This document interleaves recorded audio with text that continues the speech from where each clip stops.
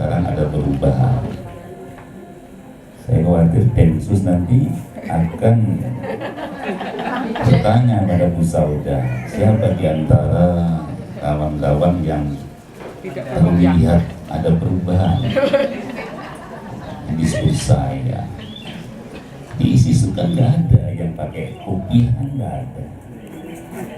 Tapi ya pakai jenggot dan pakai serban. Nah, kalau saya kemudian ditambah dengan serban itu kan sudah sama dengan ISIS. Nah, ini contoh saja. Kemudian yang kedua, saya kira kok kurang tepat kalau acara ini yang diserahkan kepada saya disebut sebagai tausiah. Sebab tadi Bapak Alim Rois, walaupun namanya itu bukan tausiah, itu sudah lebih dari tausiah. Isinya, kontennya itu bukan main, luar biasa. Ini lebih baik kalau disebut sebagai sambutan secara bergiliran yang masing-masing itu memberikan apa yang bisa disampaikan dalam forum ini itu sudah sama dengan tausiah juga, dan itu juga tidak mengurangi nilai dari majelis ilmu seperti yang tadi disebutkan oleh Kiai Toha. Kemudian kalau kita harus menyebut tausiah itu kan seakan-akan ada jarak antara saya dengan yang lain. Seakan-akan saya lebih dari yang lain, padahal kita ini semua sama, semua murid dari Pak Sarimoto. Iki kita nong ganteng nih. Murid dari Pak siapa lagi itu? Pak Sapa, Pak Asilin. Pak Asilin itu kalau menyebut teman kita mana ganteng ya kita. Saya masih ingat sekali. Sehingga nggak ada kelebihan apa-apalah yang ada pada saya. Kemudian kita semuanya ini kan yang mengikuti arus air mengalir itu saja. Kebetulan saya ini dibawa oleh aliran yang ke sana, kemudian yang lain juga aliran yang ke sana lagi. Ini video kok foto? Yang akhirnya membentuk pribadi kita yang berbeda-beda. Tapi walaupun berbeda, itu kan semuanya juga punya mazhab sendiri-sendiri, punya keistimewaan sendiri-sendiri.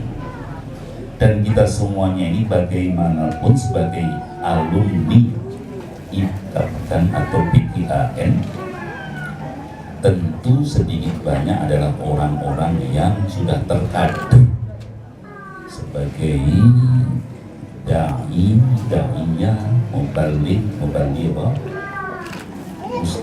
Ustadzah. Sehingga kalau saya harus memberikan tausiah, itu ya tidak ubahnya seperti mengajari itik berenang. Semuanya bukan itik, apalagi yang namanya Pak Alim Rois itu itik yang besar. Yang besar mau diajari berenang, malah yang ngajar itu mungkin kalah cepat berenangnya.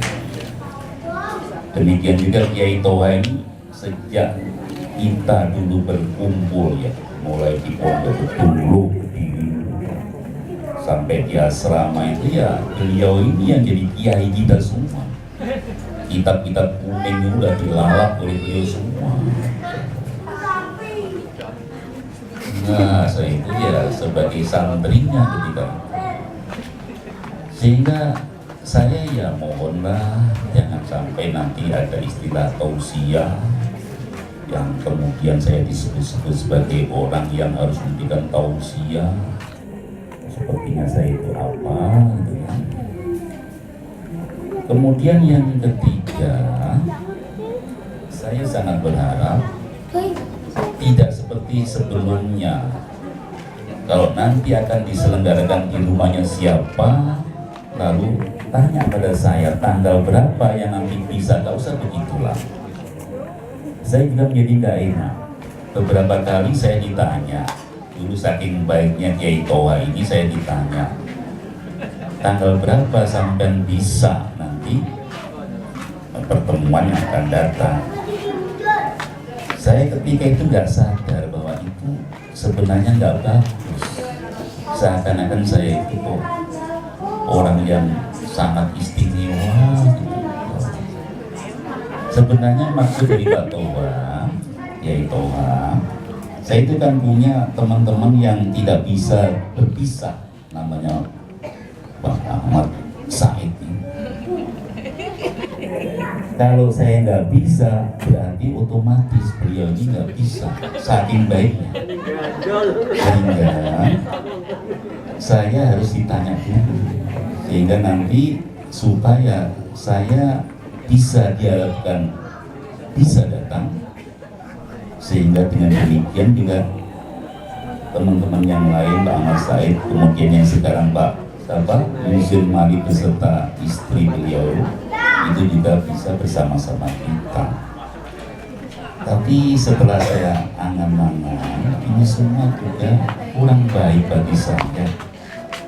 Seakan-akan saya ini minta diistimewakan. Sehingga nanti setelah ini ya saya harapkan ditentukan saja oleh pengurus, nanti tempatnya di sini, tanggal sekian. Nanti kalau saya kebetulan bisa, ya alhamdulillah saya akan hadir. Kalau kebetulan tidak bisa karena benturan dengan acara yang tidak bisa ditinggalkan, saya juga akan mohon maaf karena ketidak bisa hadiran saya itu tadi. Saya tertarik dengan pembacaan ayat suci Al-Quran yang pertama tadi tentang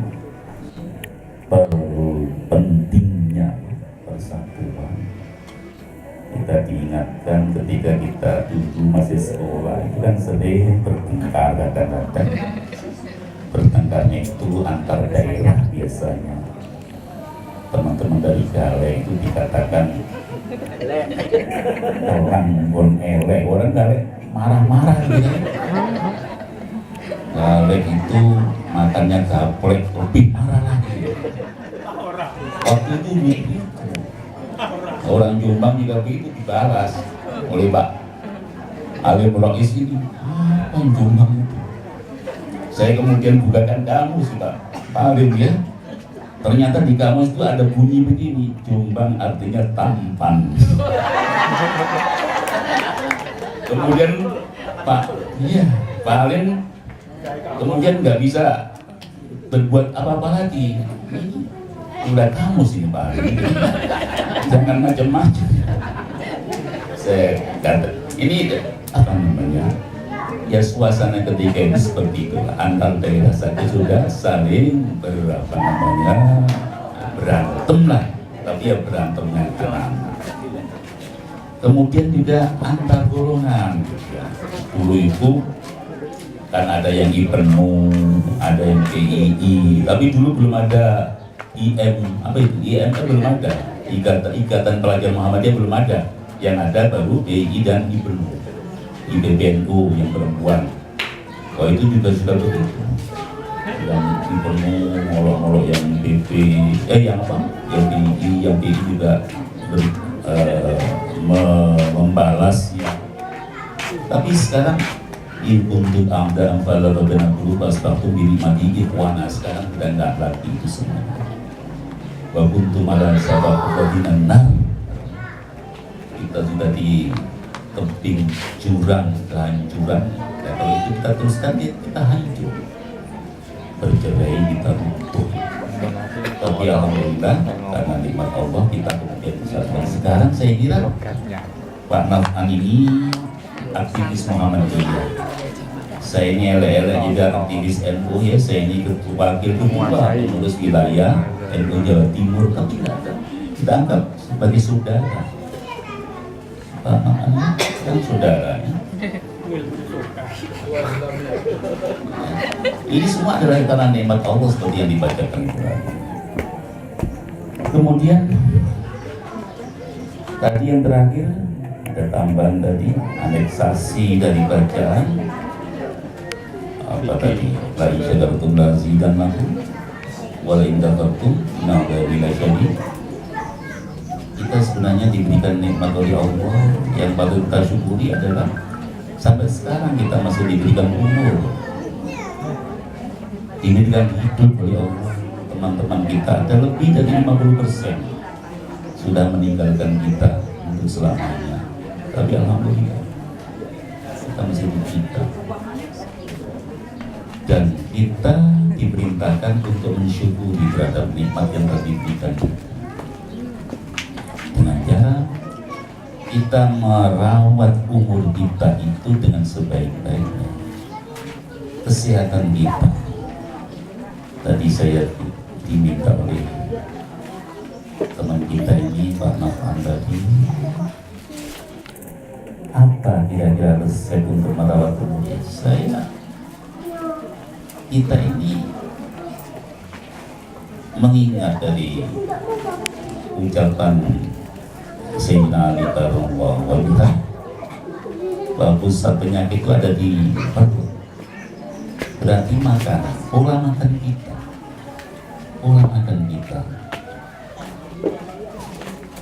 dalam Al-Quran kan ya kulu washrabu wala tusrifu. Semua yang ada di langit dan di bumi, waladzi khalaqakum fil ardi jami'an. Jadi Allah menciptakan semua yang ada di langit dan bumi ini adalah untuk kamu semua.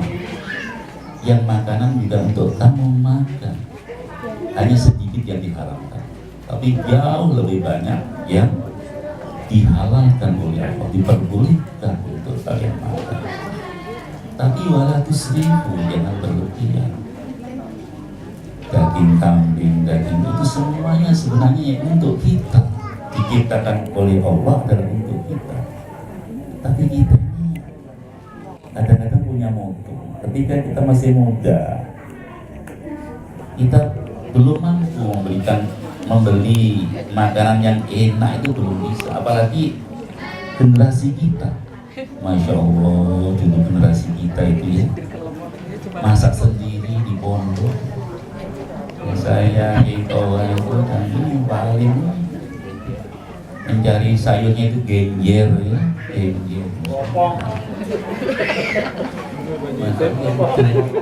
Yo minumnya itu ya. Tapi alhamdulillah kita kok waktu itu sehat-sehat, malah sehat, semuanya sehat dan juga cerdas-cerdas. Ya kalau nggak cerdas kan ya. Tapi waktu itu sangat berkeinginan ya. Kalau kita lewat kemudian di situ ada orang jual sate, Masya Allah, baunya itu menusuk-nusuk. Tapi kita nggak cukup uang ya untuk bisa membeli. Bisanya pengen hanya air kita saja. Nah sekarang setelah kita itu ada uang itu, tidak boleh maaf. Tidak boleh. Kita mau makan ini jangan, nggak boleh ini, nggak boleh. Yang boleh hanya biasa. Nasinya juga jangan banyak-banyak, gula juga ya boleh banyak, dibatasi. Bahkan yang sudah akut diabetesnya itu sama sekali nggak diperbolehkan gula. Jadi ini satu dilema bagi kita. Tapi kalau memang itu, kalau kita baca tafsir dia, wala tusrifu itu ternyata yang pertama berlebihan dalam porsi. Jadi kalau orang porsinya itu satu piring misalnya, tapi karena kita itu sangat-sangat lapar, kita sampai menghabiskan 5 piring misalnya, itu sudah israf. Itu dilarang dan itu hukumnya jadi haram. Jadi yang pertama dalam hal porsi.